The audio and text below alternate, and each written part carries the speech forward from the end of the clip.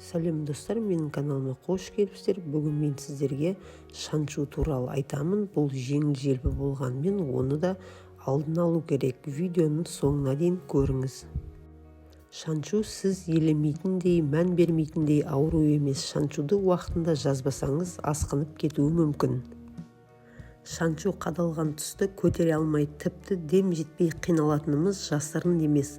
Мұндай жағдайда дәрігерлер қыздыратын жақпамай беріп, 5-7 күнге ем жазып береді. Негізінде жатып алып жағдайын жасайтын ауру емес. Әрине қалжыңдауға да болмайды. Бірақ өз бетіңізше ем-дом жасап, 1-2 сағат шамасында айығып кете аласыз. Сонымен салқындап қалған адамдардың арқасына шаншу қадалып, мазасын алып жатса, сіз де үй жағдайында жасалатын ем жолдарын жасаңыз. Демделген 1 шыны шайға 1 шай қасық бал араластырып ішкізіңіз. Жылы орап жатқызып қойсаңыз, бір терлегеннен ақ аттай болады. Және де шаншу қадалған адамның аяғына, табанына спиртті қыздырып жағып уқаласаңыз, бұл да табанды қыздырып суықты алады. Ас бөлмесіндегі картоп пен ақжелкенді үккіштен өткізіп араластырыңыз. Оған бал қосып мұқият араластыру керек.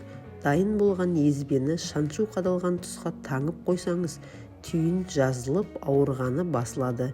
Ем кезінде жылы оранып жатыңыз, немесе жылы киініп алыңыз. Картоптың өзінде таңуға болады.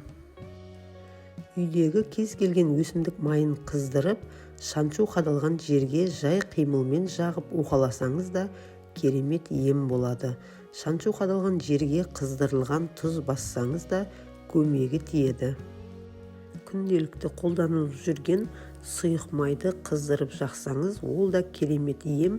Көптеген ауруларға осы қарапайым сұйық майдың өзі ем болады. Сіз де жасап көріңіз, ауырмаңыз. Каналыма тіркеліп лайк басуды ұмытпаңыз.